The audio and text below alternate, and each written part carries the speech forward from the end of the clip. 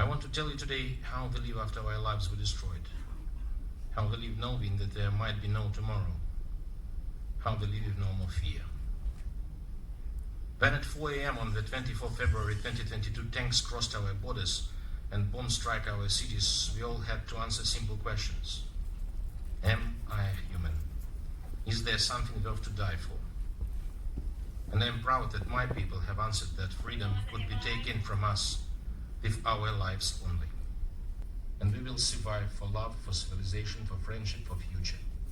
We will overcome ignorance and cruelty and despair. And the film which you are going to watch now is about victory of a rank-and-file man over beasts. Please enjoy, and thank you for coming.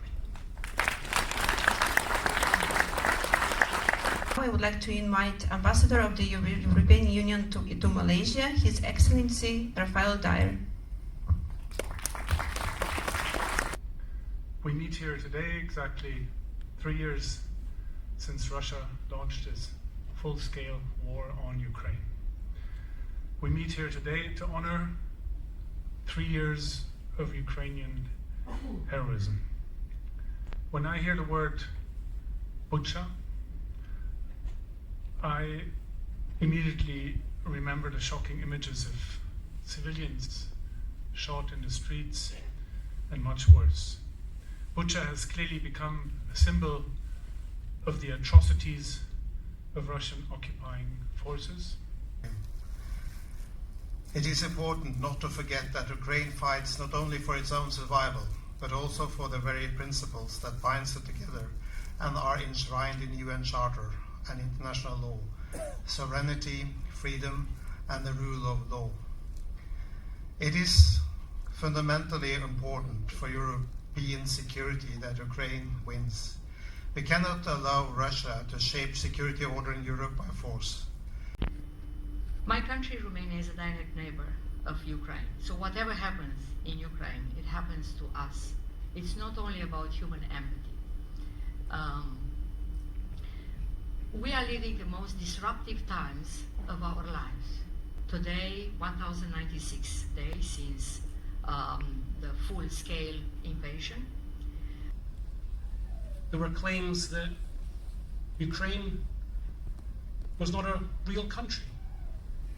There were claims that Ukrainian people were captured.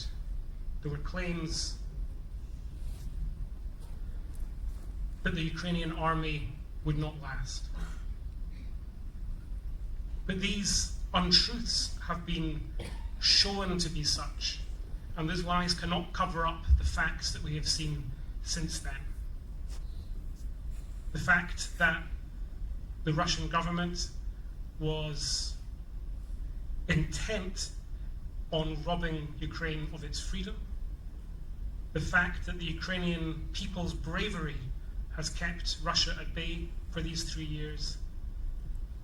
The fact that because of Mr. Putin's war of choice, hundreds of thousands have died.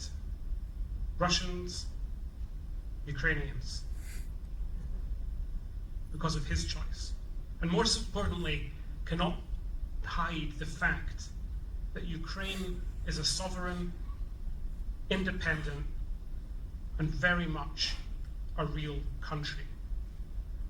On this 3rd anniversary, I do hope, with all the talk that we hear, that we are closer to peace. But peace needs freedom if it is to be just and lasting peace. Peace and freedom are in some ways like air and water. Peace is like air because when we lack it, we want it desperately. But freedom is like water, maybe not as urgent as air.